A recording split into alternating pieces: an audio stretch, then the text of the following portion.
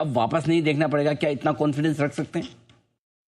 तो अनिल जी, ये जो सीक्वेंस ऑफ इवेंट सितंबर 2024 से शुरू हुआ, जिसके बाद विदेशी निवेशकों की निरंतर सेलिंग हुई, रुपी डिप्रिशिएट हुआ, हम पे 25% की टैरिफ लगी, उसको बढ़ाकर 50% किया गया। मेरे ख्याल से ये सारे सीक्वेंस ऑफ इवेंट का क्लाइमैक्स था ईरान युद्ध के द्वारा क्रूड के प्राइसेस में उछाल आना। तो अगर आप पिछले 1 डेढ़ महीने की अगर आप डेटा पॉइंट्स देख लें, तो पिछले 1.5 महीने में फॉरेन इंस्टीट्यूशनल इन्वेस्टर ने करीब करीब 1,60,000 करोड़ की सेलिंग की।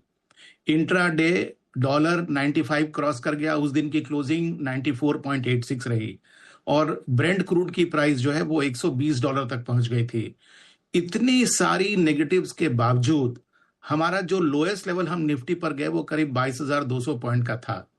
अगर जब हम इतने एडवर्स सिचुएशन में इतनी रेजिलियंस दिखाए हैं बाजार में, तो मेरे ख्याल से यहाँ पर अगर हम आगे की रूपरेखा देखें तो मेरे ख्याल से प्रोस्पेक्टिव पिक्चर पहले से ज्यादा अच्छा हो रहा है, क्योंकि भले ही वॉर खत्म ना हुआ हो, लेकिन खत्म होने की शुरुआत हो गई है। क्रूड के प्राइसेस अब $95 के आसपास आ गए हैं। छींटे के रूप में ही सही, लेकिन फॉरेन इंस्टीट्यूशनल इन्वेस्टर थोड़ा बहुत खरीदना शुरू कर रहे हैं। और जो हमारी जो कंपनीज हैं उनमें कभी अभी तक हमने ऐसा कोई पैनिक का स्टेटमेंट उभरते हुए नहीं देखा। तो मेरे ख्याल से आपने जो शब्द का यूज किया है कि may be the worst is over, अब हमें कॉशियसली फॉरवर्ड कदम उठाना चाहिए। और अगर आप हिस्ट्री से कंपेयर करें तो मेरे ख्याल से शायद हम एक रैली की एक अग्रिम शुरुआती तौर पे हैं, जो कि शायद 2-3 साल तक की रैली हो सकती है। बिल्कुल ठीक बात है। Beginning of the end of bad times, ये तो कम से कम साफ दिख रहा है, और अगले 2-3 साल के लिए एक अच्छी मजबूत बाजार की नींव रखी जा रही है। ये है सिन्हा साहब का कहना है। तो सिन्हा साहब, फिर उस हिसाब से अभी भी जो लोग बाजार में पैसा लगाने के लिए इंतजार कर रहे हैं कि चलिए सब ठीक हो जाए, थोड़ा बहुत कॉन्फिडेंस आ जाए फिर लगाएं, अब लगाने का मन होता है तो फिर कहते हैं अरे 2,000 पॉइंट बढ़ गया, हम तो चूक गए। तो देर तो नहीं हुई ना? अगर 2-3 साल का व्यू है तो फिर अभी भी लगा सकते हैं।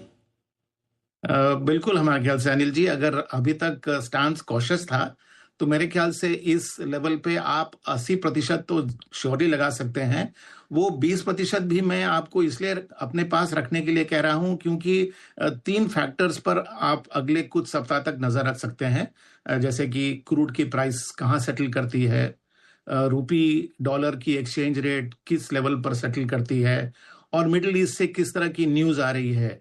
एंड चौथा फैक्टर भी मैं ऐड कर दूं, चूंकि हम अब चौथी तिमाही के रिजल्ट्स के सीजन में प्रवेश कर चुके हैं, तो किस तरह की कमेंट्री आ रही है। इसके लिए आप 20% रोक के रखें, और बाकी 80% अगर आप इस लेवल पर लगा दें तो इसमें मेरे ख्याल से आप को मुनाफा ही होगा। बहुत बढ़िया, परफेक्ट आपने एकदम बताया कि 20% आप होल्ड कर ले, 80% इन्वेस्ट कर ले।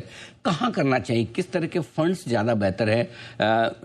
Multi cap funds, diversified funds, multi asset fund, आप क्या प्रीफर करते हैं? तो देखिए अनिल जी, चूंकि मेरा व्यू है कि हम अगले 2-3 साल की रैली डेवलप करते देख रहे हैं। अगर आप देखेंगे तो हिस्टोरिकली जब भी मार्केट ऊपर की तरफ ट्रेंड किया है तो मिड एंड स्मॉल कैप ने आउट परफॉर्म किया है। तो पहले अगर हमारा एलोकेशन 60% या 70% लार्ज कैप में था और सिर्फ 30-40% मिड एंड स्मॉल कैप में था, तो मेरे ख्याल से अब हमें थोड़ा बहुत टैक्टिकल रीएलोकेशन करना चाहिए।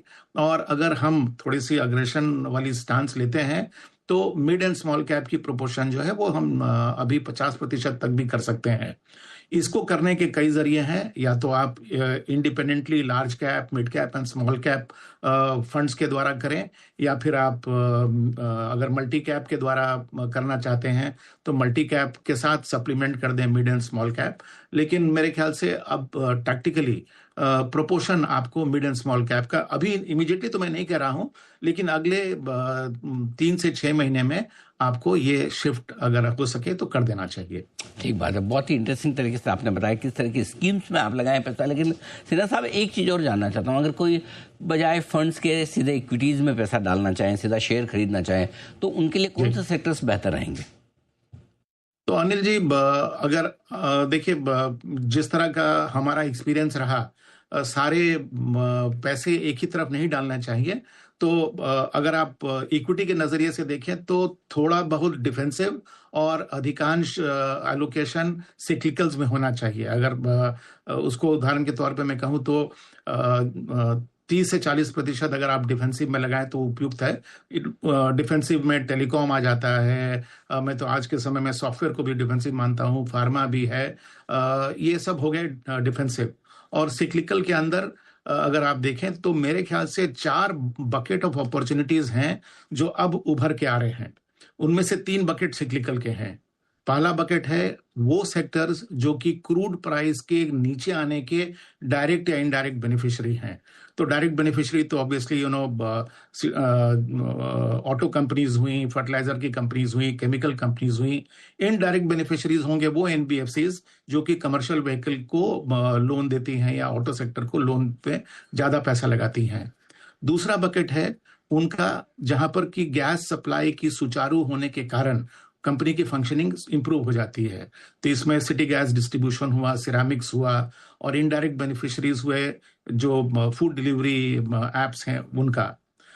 तीसरा जो बकेट है वो उनका है जो मिडिल ईस्ट के रिकंस्ट्रक्शन में पार्टिसिपेट करेंगे, क्योंकि जिस तरह का डिस्ट्रक्शन हुआ है वहां पर रिकंस्ट्रक्शन भी जरूर होगा। तो इसमें इंजीनियरिंग की कंपनीज हुई, पाइप क्षेत्र की कंपनीज हुई, ये तीसरी बास्केट हुई। एक चौथा बास्केट है जिसको कि हम स्ट्रिक्टली सिक्लिकल तो नहीं कह सकेंगे, लेकिन कुछ सेक्टर्स में जरूरत से ज्यादा स्टॉक्स की करेक्शन हो गई और इनमें रिकवरी होना संभव है। तो ये चौथा बास्केट है। तो अगर आप इन 4 बास्केट में अपने सेक्टर्स और स्टॉक्स को आइडेंटिफाई कर लेंगे तो इक्विटी में फिर आपको चुनाव करने में आसानी होगी। तरह के बास्केट्स में आप बन लगाएं पैसा। और इसमें एक इंटरेस्टिंग चीज़ तो ये बताई कि जहाँ भी अब गल्फ में वापस से रिकंस्ट्रक्शन होगा, जो कुछ नुकसान हुआ उसकी भरपाई करने के लिए कई सारी इंजीनियरिंग कंपनियां हैं जो आगे रहेगी, उनको फ़ायदा हो सकता है। गैस डिस्ट्रीब्यूशन कंपनियों को फ़ायदा हो सकता है। बाकी तो स्ट्रॉन्ग और मजबूत सेक्टर कई ऐसे हैं जो सिन्हा साहब ने आपको बताए भी। एक और चीज़ जो लोग जानना समझना चाहते हैं, कच्चे तेल को लेकर $95 के आसपास आकर सर अटक गया है। अब न घटता है न बढ़ता है। वॉर की खबरों पर पॉजिटिव आ रही तब भी घट नहीं रहा है, नेगेटिव आ रही तब भी बढ़ नहीं रहा है। क्या डायरेक्शन आप देख रहे हैं, उसको कैसे समझे? तो देखिए अनिल जी, 2 बड़ी बड़ी इकोनॉमीज चाइना और इंडिया बहुत अग्रेसिवली रिन्यूएबल एनर्जी की तरफ झुक रहे हैं। तो अगर आप सेक्युलर ट्रेंड देखेंगे क्रूड का, तो सेक्युलर ट्रेंड तो क्रूड का डाउनवर्ड्स है। आज इसकी प्राइस $95 पर इसलिए अटकी हुई है क्योंकि जो पी स्टॉक्स हैं वो भी एक तरह से अटकी हुई हैं, और उससे ज्यादा स्ट्रेट ऑफ हॉर्मुज के थ्रू जो शिप्स का पैसेज है वो भी सुचारू नहीं हुआ है। मेरे ख्याल से जब ये दोनों इवेंट्स पर कॉन्फिडेंस बढ़ जाएगा तब क्रूड के प्राइसेस और भी नीचे आना चाहिए, ऐसा मैं समझता हूं। और मैं उम्मीद करता हूं कि करीब $80 पर बैरल के आसपास कुछ सप्ताह में क्रूड को आ जाना चाहिए।